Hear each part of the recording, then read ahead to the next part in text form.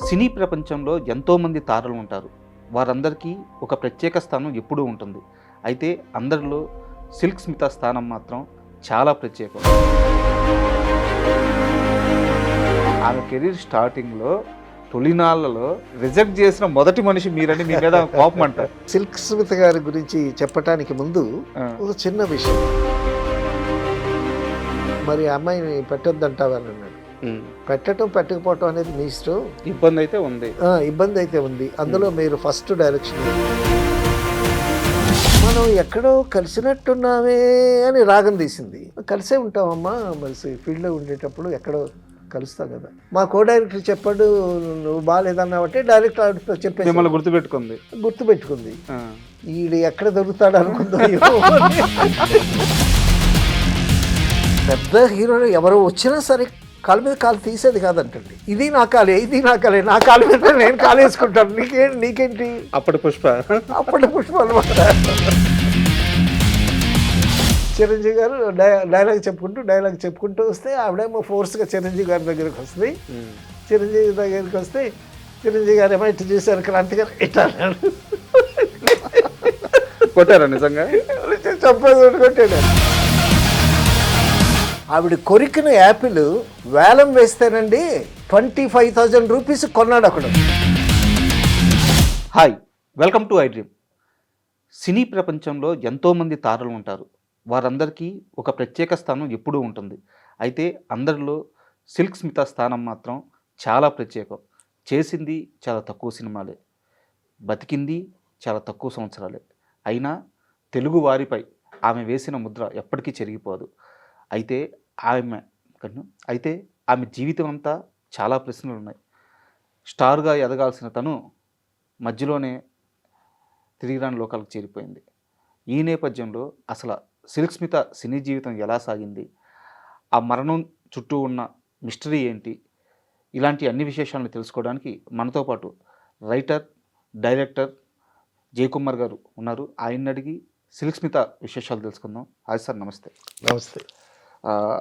Silk Smitha ఈ పేరు అనగానే ఒక రకమైన ఉద్యోగం వస్తుంది సార్. అది ఏంటంటే ఎంతో గొప్ప స్టార్ అవ్వాల్సిన నటి, డ్యాన్సర్ అయ్యింది, హైట్స్ కూడా చేరుకుంది.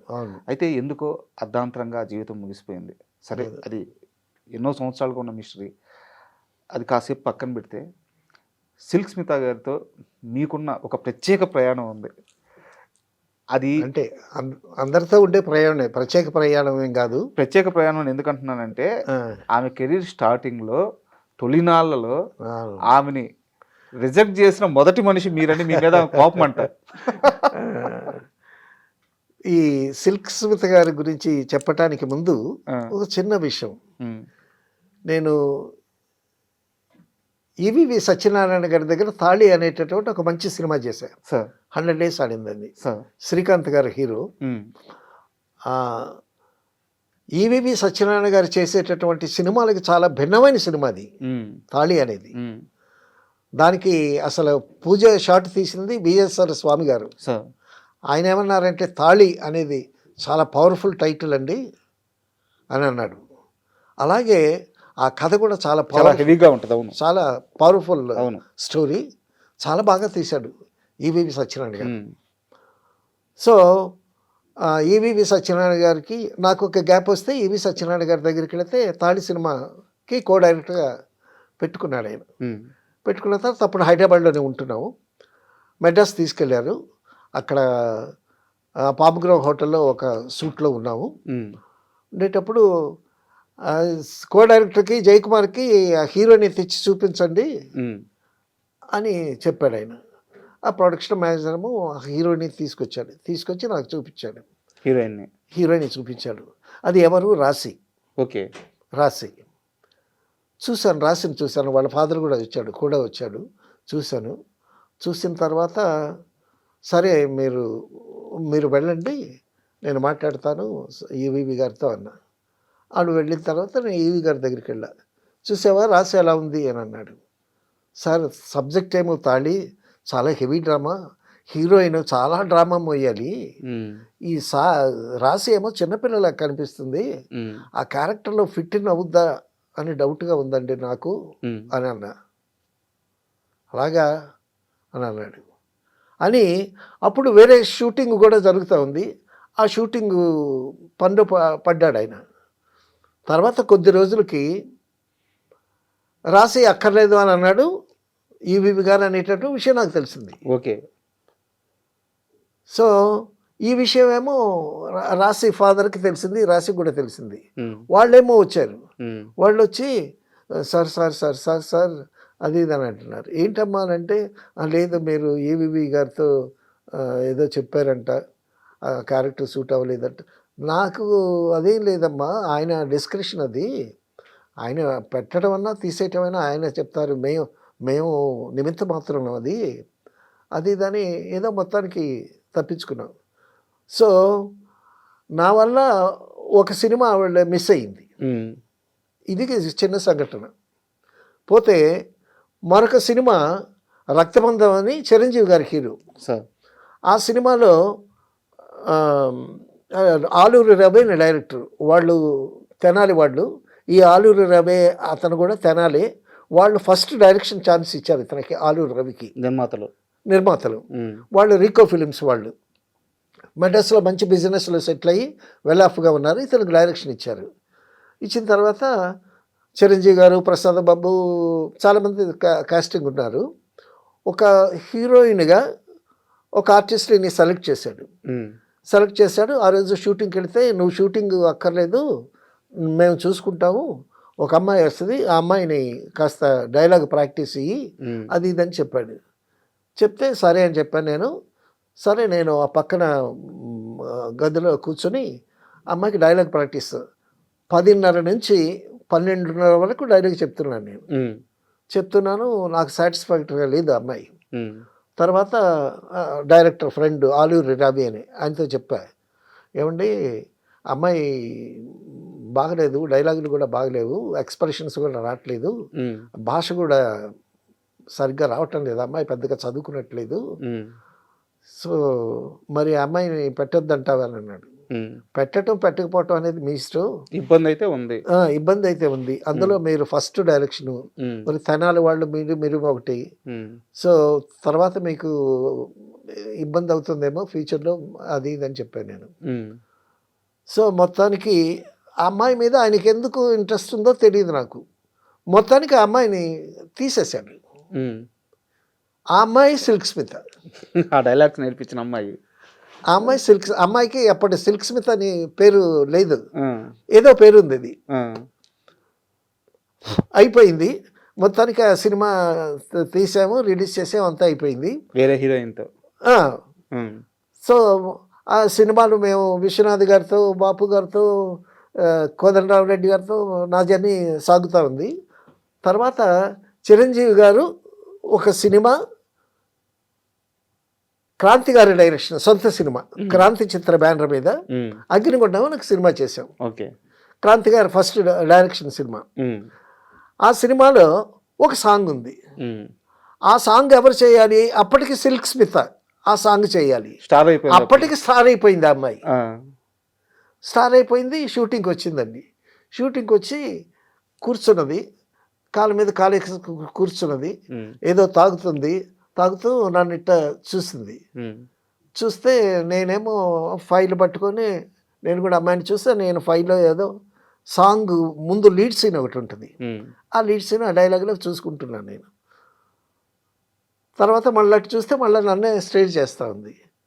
అలాగే 2-3 సార్లు చూసింది. నన్ను చూసి ఇలా ఉంది అనేసరికి నేను తలకాయ పక్కన తిప్పుకొని మళ్ళీ ఫైల్లో దృష్టి పెట్టా. మళ్ళీ చూసరికి ఇలా ఉంది. నేను వెళ్ళకపోయేసరికి అసిస్టెంట్ చేత కబురు పెట్టింది. సరే మరి అమ్మాయి స్టారు, మరి వెళ్ళాలి, సాంగ్ ముందు లీడ్ సీను, ఆ సీన్ ఏమిటో డైలాగులు ఏమిటో చెప్పాలి ఆవిడకి. సరే వెళ్ళాను. అమ్మా ఏమిటమ్మా అంటే నన్ను చూసి, మనం ఎక్కడో కలిసినట్టున్నామే అని రాగం తీసింది. కలిసే ఉంటామమ్మా, మరి ఫీల్డ్లో ఉండేటప్పుడు ఎక్కడో కలుస్తాం కదా, ఎక్కడ కలిసాము అని అంది. అనంటే ఏదో సినిమాలో కలిసామని. గుర్తులేదా మీకు అని అంది. రక్తబంధం అని చిరంజీవి గారి సినిమా అప్పుడు కలిసాను. మరి కలిసాం కదా, మరి గుర్తులేదంటారేంటి ఉమ్, అని రాగాలు తెస్తుంది. అంటే అప్పుడు కాదన్నామని తర్వాత తనకు తెలిసింది ఏంటంటే, మా కో డైరెక్టర్ చెప్పాడు నువ్వు బాగాలేదన్నావంటే డైరెక్టర్ ఆవిడతో చెప్పేసి మిమ్మల్ని గుర్తుపెట్టుకుంది. గుర్తుపెట్టుకుంది. ఆ, ఈడు ఎక్కడ దొరుకుతాడు అనుకుందో ఏమో అని ఆ, దొరికాను కదా ఇక్కడ టీచ్ చేస్తుంది. ఆ, సరే ఆవిడేదో మాట్లాడుతుంది, నేనేదో మాట్లాడుతున్నాను. సిల్క్ స్మిత్తో మాట్లాడటం క్రాంతి గారికి ఇష్టం లేదు. ఆ, రావయా అని అన్నాడు. వెళ్ళా. ఏంటి ఏంటి దాంతో అంతసేపు మాట్లాడుతున్నావు ఏంటి అని అన్నాడు. ఉమ్, అని అంటే ఇంతలోకి చిరంజీవి గారు వచ్చారు. ఏంటంటే ఏమైంది ఏమైంది అని అంటాడు. ఏం లేదు అన్నగారు, చిరంజీవి గారితో చెప్పాను నేను, ఫలానా సినిమాలో రక్తవంత సినిమా మనం చేసాం కదంటే, మీరు హీరోగా చేసాం కదా, ఉమ్, అప్పుడు డైరెక్టర్ ఆలూరి రవి ఈ అమ్మాయి మీద ఇంట్రెస్ట్తో అమ్మాయిని సెకండ్ హీరోయిన్గా పెడదామని చెప్పాడు. ఉమ్, నన్ను డైలాగ్ ప్రాక్టీస్ ఇవ్వమన్నాడు, ప్రాక్టీస్ ఇచ్చాను, నేను ఆ సాటిస్ఫాక్షన్ లేదని చెప్పాను, ఉమ్, ఆ అమ్మాయిని తీసేసాడు. సో దానికి అమ్మాయి ఆ సినిమా మిస్ అవడానికి నేను కారణమని ఆవిడకి తెలిసి ఇప్పుడు నన్ను పట్టుకొని ఎప్పుడు సంగతో పట్టుకొని నన్ను టీచ్ చేస్తుందండి ఉమ్, అని అన్నా. అనేసరికి ఇదిలా ఉందా. ఆ సాంగ్ ముందు లీడ్ సీన్ ఏంటంటే సిల్క్ స్మిత్ని చిరంజీవి గారు కొడతాడు. ఓకే. కోయిన్సిడెన్స్ చూడండి. ఆ, అప్పుడు అన్నగారు మరి ఇలా టీచ్ చేస్తుందండి నన్ను, ఉమ్, ఏం చేస్తాను, నేనేం చేస్తాను, డైరెక్టర్ చెప్పిందే నేను చేశాను, అమ్మాయి డైలాగ్ ప్రాక్టీస్ ఇవ్వమన్నాడు, ప్రాక్టీస్ ఇచ్చాను, బాగుందా లేదా అని అడిగాడు నన్ను, బాగాలేదు, I'm not happy with your dialogue అని చెప్పాను, డైరెక్టర్ తీసేశాడు, నాది తప్పేముందండి అన్న. కరెక్టే నువ్వు కరెక్టే ఉండులే అని అన్నాడు చిరంజీవి గారు. చిరంజీవి గారు. ఆ, అప్పుడు చిరంజీవి గారు చాలా సరదాగా ఉండేవాళ్ళు. ఆ, ఆ బిగినింగ్లో క్రాంతి కుమార్ సినిమా స్టాఫ్ అందరితో చాలా సరదాగా ఉండేవాడు సార్. అప్పుడు. తర్వాత ఆయన పెరిగిపోయాడు. అవును. ఆయన చుట్టూ ప్రొడ్యూసర్లే డైరెక్టర్లు, మాకెక్కడ అవకాశాలు ఉంటాయి. ఉమ్, ఆ? ఎక్కడైనా షూటింగ్ దగ్గర కనిపించినప్పుడు హాయ్ జయ ఉమ్, ఉమ్, అంటాడు. ఆ పలకరింపులు ఆ చిలకరింపులు అవన్నీ అలాగే ఉన్నాయి. అలాగే ఉన్నాయి. సూపర్. ఇప్పుడు కూడా కనిపించిన ఒక్కోసారి హాయ్ జయ అంటాడు, ఉమ్, హాయ్ కుమార్ అని అంటాడు, గర్ల్ ఫ్రెండ్ని పిలిచాడు ఇట్లా హాయ్ జయ అంటాడు. ఆ, అలా సరదాగా ఉండేవాడు ఆయన. ఉమ్, సరే నేను చూసుకుంటానులే అన్నాడు. ఉమ్, సరే క్రాంతి గారు కూడా నవ్వారు. ఆవిడ ఏంటి సిల్క్ స్మిత కాలు మీద కాలేసుకొని స్టైల్గా కూర్చొని ఉమ్, పెద్ద హీరోలు ఎవరో వచ్చినా సరే కాలు మీద కాలు తీసేది కాదంటండి. సార్. ఎందుకంటే ఇది నా కాలే, ఇది నా కాలే, నా కాలు మీద నేను కాలేసుకుంటాను, నీకేంటి. అప్పటి పుష్ప. అప్పటి పుష్ప అనమాట. నిజంగా పుష్ప అండి, పుష్పమే అమ్మాయి. ఆ, ఆ అమ్మాయి కళ్ళు, ఆ అమ్మాయి ఫేసు, సార్. అమ్మాయి ఆ ఫేస్లో ఉండేటువంటి గ్లో ఉమ్, అసలు చూస్తేనండి ఫోటోగ్రఫీలో ఎంత అందంగా ఉండేదో. తర్వాత అమ్మాయి కళ్ళలో ఒక మ్యాజిక్ ఉందండి. సార్. ఆ మ్యాజిక్కే పడిపోయారు అందరూ. ఉమ్, పెద్ద నటి కాదు, బట్ క్లోజప్ తీస్తే మాత్రం భలే భలే ఉంటుంది. సార్. ఏంటి కమల్ హాసన్తో తమిళ్లో సినిమాలు ఏమి ఎంత అద్భుతంగా చేసింది, ఎంత స్టాండర్డ్ అక్కడ. సరే అదే పక్కన పెడితే, సరే నేను చేసుకుంటాను తమ్ముడు అన్నాడు చిరంజీవి గారు. నేను చూసుకుంటాను అన్నారు. నేను చూసుకుంటాను అన్నాడు. ఉమ్, అన్న తర్వాత కాలు మీద కాలేసి కూర్చుంటుంది ఉమ్, అని క్రాంతి గారికి కూడా. ఉమ్, క్రాంతి గారు చాలా అద్భుతమైన ప్రొడ్యూసరు, లెజెండరీ డైరెక్టర్. బ్రహ్మాండమైన డైరెక్టరు. ఉమ్, ఎంత అద్భుతమైనటువంటి సీతారామయ్య గారి మనవరాలు అనేటువంటి గొప్ప సినిమా, హీరో హీరోయిన్ డ్యూట్ లేకుండా సినిమా తీసి 100 days ఆడించాడు. అవునవును. అవును. నాగేశ్వరరావు గారితో విగ్గు పెట్టుకోకుండా మీరు యాక్ట్ చేయాలి అని కండిషన్ పెట్టి నాగేశ్వరరావు గారితో యాక్ట్ చేయించాడు. సార్. అంత స్ట్రాంగ్. ఆయన MA LLB lawyer Kranthi Kumar గారు. ఉమ్, లాయరు, బాగా చదువుకున్నాడు. Is a wonderful novel reader. Sir. అద్భుతమైనటువంటి మంచి మంచి నవల్స్ అని చదివి, ఉమ్, న్యాయం కావాలి సినిమా నవలే కదా, అవునవును. అవును. ఆయన నవల్స్ చదివి కొంతమందికి సజెస్ట్ చేసేవాడు ఆ నవల్స్ సినిమాలు తీయండి అని. ఉమ్, పెద్ద వాళ్ళందరూ ఈయన దగ్గరికి వచ్చేవాళ్ళు కథల కోసమని, ఏదైనా డిస్ప్యూట్ అటువంటి వాడు ఆయన. మరి ప్రొడ్యూసరు డైరెక్టర్ ఈవిడ కాలు మీద కాలు వేసుకొని కూర్చుంటే పక్కన మెగాస్టార్ చిరంజీవి గారు ఉన్నారు, మరి వీళ్ళకి ఎలా ఉంటుంది. సరేనండి, షార్ట్ పెట్టారు. పెడితే చిరంజీవి గారు డైలాగ్ చెప్పుకుంటూ వస్తే ఆవిడేమో ఫోర్స్గా చిరంజీవి గారి దగ్గరకు వస్తుంది. ఉమ్, చిరంజీవి దగ్గరికి వస్తే చిరంజీవి గారు ఏమో ఇట్లా చూశారు, క్రాంతి గారు ఇట్లా అన్నాడు. కొట్టారా నిజంగా? చంపేసి కొట్టాడు అని ఆ. కొట్టేసరికి అమ్మో కింద జారిపోయింది. యాక్షన్ తక్కువ, రియాక్షన్ ఎక్కువ. ఓకే, ఆయన జస్ట్ అట్ట ఏంటి నెమ్మదిగా ఇట్లా కొట్టాడు. కొట్టేసరికి ఓవర్ ల్యాప్ ఉంటుంది అనుకున్నారు, జస్ట్ లైట్ అక్కడ తగిలి అప్పుడు ఉడుకులో రాసి అమ్మాయిని సవరు తీసి మళ్ళా కాసేపు పాసిఫై చేసి తర్వాత షార్ట్ తీసామన్నమాట. అంటే ఎప్పుడో పనికిరాదు ఈ అమ్మాయి అని అన్న విషయాన్ని అప్పటి వరకు గుర్తుపెట్టుకొని, అంటే జరిగినటువంటి అవమానాల్ని వాళ్ళు గుర్తుపెట్టుకుంటారండి. గుర్తుపెట్టుకొని వాటన్నింటినీ ఆ అవమానాల్ని దిగమింగుతూ మనం పైకి ఎదగాలి అనేటటువంటి కసి వాళ్ళలో పెరిగి దాని మీద బాగా కృషి చేసి పైకి వచ్చినటువంటి మనుషులు చాలా మంది ఉన్నారు. నిజంగానే సిల్క్ స్మిత గారికి ఇండస్ట్రీలో చాలా అవమానాలు ఎదురైనాయి. చాలా అంటే ఇప్పుడు అవమానం అంటే ఇప్పుడు మీరు ఆ క్యారెక్టర్కి సెట్ అవ్వట్లేదని రిజెక్ట్ చేయడం అవమానం కాదు, అది నిర్ణయం. నేననేది ఆమెని వ్యాంపు క్యారెక్టర్లో చూడడం కానీ లేదా మరో ఉద్దేశంతో చూడడం కానీ ఆమెని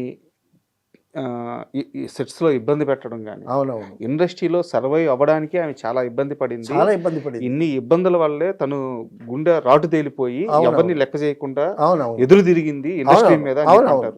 తర్వాత అండి ఆవిడ హీరోయిన్ అయిపోయిన తర్వాత మంచి మార్కెట్ వచ్చిన తర్వాత ఆవిడకి ఒక ఫంక్షన్లో ఆవిడ కొరికిన యాపిల్ వేలం వేస్తేనండి 25,000 రూపీస్ కొన్నాడు అక్కడ. అబ్బా, ఆ రోజుల్లో 20 సిల్క్ స్మిత కొరికిన యాపిల్ వేలం వేస్తే 25,000 రూపీస్ వచ్చి కొనుక్కున్నాడు. అంత క్రేజ్ సిల్క్ స్మిత. ఏ హీరోయిన్కి లేదేమో అప్పుడు అంత క్రేజ్. లేదు అసలు. అటువంటి మహారాణిలాగా బతికింది. చాలా అద్భుతమైనటువంటి సిల్క్ స్మిత్. అరే డిస్ట్రిబ్యూటర్స్ అడిగారు అండి, సిల్క్ స్మిత్ ఉందా సినిమాలో, డాన్స్ ఉందా అని. సిల్క్ స్మిత్ పాట ఉంటే డిస్ట్రిబ్యూటర్ తీసుకుంటారు, లేకపోతే లేదు. అలా ఉండేది. అటువంటి చాలా మంచి అమ్మాయి అండి నిజంగా, చాలా మంచిది, చాలా సౌమ్యంగా ఉంటుంది. సెట్కి వస్తే ఆ మెయింటెనెన్స్ అలా ఉంటుంది, కానీ మిగతా విషయాల్లో చాలా బాగుంటుంది అమ్మాయి. మరి అటువంటి అమ్మాయి అర్ధాంతరంగా. మీకేమైనా ఐడియా ఉంది సార్ తన మరణం చుట్టూ అసలు ఏం జరిగింది? దాని మీద రకరకాల ఊహాగానాలు ఉన్నాయి, జరిగింది ఏమిటో తెలియదు. ఆవిడ ఆత్మహత్య చేసుకుందని కొందరు అంటారు, ఆత్మహత్య చేసుకునేటప్పుడు ఏదో లెటర్ రాసిందని అంటారు. ఆ డాక్టర్ ఎవరో ఒక అతనే ఆవిడ మరణానికి కారణమని కొందరు అంటారు. సో కారణం ఏదైనా సరే ఒక మంచి నటిని కోల్పోయాము మనం. అయితే నా దగ్గర ఇంకో ప్రశ్న ఉంది. జీవితంలో సిల్క్ స్మిత చాలా సంపాదించింది, కానీ ఆమె చనిపోయే సమయానికి కొంత దాన ధర్మాలు, మరికొంత డబ్బు చాలామంది మోసం చేశారు. ఇప్పుడు డాక్టర్ గారు అని ఒక ఆయన ఉండేవాడండి ఆవిడతో. సో నాకు లైఫ్లో ఒక మనిషి తోడు కావాలి. ఇప్పుడు ఒక ఆడ మనిషికి ఒక మగ మనిషి తోడు కావాలి. సో ఆ విధంగా ఆయన్ని తోడు పెట్టుకున్నది. తోడు పెట్టుకున్న తర్వాత ఈ అమ్మాయి వైభవం చూసి అతను బిత్తరపోయాడు. బిత్తరపోయి ఏమన్నాడంటే, నువ్వు ఎన్నాళ్ళని ఈ వ్యాంపు వేషాలు డాన్సులే చేస్తావు, నువ్వు హీరోయిన్ అవ్వాల్సిన దానివని చెప్పి అమ్మాయికి ఎక్కించి ఆ అమ్మాయి చేత సినిమాలు తీయించాడండి. సినిమాలు తీయించి ఆ సినిమాలు దెబ్బతిన్నాయి. ఈవిడ ఎప్పుడైతే సినిమాల్లో హీరోయిన్గా అనుకున్నదో మిగతా ఈ ప్రైవేట్ సాంగ్స్కి పిలవటం మానేశారు. ఆ విధంగా అటుకుపోయింది ఈ సినిమాలు వాళ్ళ. ఆ విధంగా లాస్ పడ్డది. తర్వాత సో ఈవిడ వైభవం క్యాండిల్ లాగా కరిగిపోతుందని తెలిసి నా డాక్టరు జాగ్రత్త పడి అంతా వెనకేసుకున్నాడు కూడా. సో ఆ విధంగా మరి ఆఖరికి ఉరిపోసుకొని చనిపోవటం అనేది చాలా భయంకరమైనటువంటి దృశ్యం అది. అయితే అదే అంటారు సార్, చాలా తక్కువ వయసులో చనిపోయారు. అవునవును. కానీ ఈ రోజుకి ఎన్ని సంవత్సరాలు అయింది సార్ ఆమె మన మధ్య నుంచి వెళ్ళిపోయి. అవునవును. కానీ ఆమె ఇచ్చిపోయిన ఆ జ్ఞాపకాలు గాని, ఆ అవునవును. స్టార్‌డమ్ గాని అవును. అందరికీ అలాగే గుర్తుండిపోయినాయి కదా! ఆ పాటలు గాని, డెఫినెట్‌గా, ఆమె డాన్స్ డెఫినెట్‌గా. గాని. So, great person sir. Great person. Thank you very much. ఎందుకంటే ఇలాంటి గొప్ప గొప్ప వాళ్ళ గురించి మీలాంటి సీనియర్స్ చెప్తేనే ఈ జనరేషన్‌కి తెలుసుద్ది. సో, మీ విలువైన సమయం ఇచ్చి మీ మేము అనుభవాలు పంచుకున్నందుకు. అప్పట్లో పని చేయటం అనేది ఆ! 70s నుంచి 80s వరకు అదొక స్వర్ణయుగం. సార్. అలాగే ఇటువంటి మంచి నటులతో శోభన్ బాబు గారు, రామారావు గారు, నాగేశ్వరరావు గారు, కృష్ణ గారు, చిరంజీవి గారు. సార్. చిరంజీవి గారితో ఆ ట్రెండ్ బాగా మారిపోయి చిరంజీవి గారితో కూడా ట్రావెల్ చేయటం అనేది మాకు కూడా చాలా గొప్ప అదృష్టం అది. Sir. Thank you very much sir. Thank you. Thank you.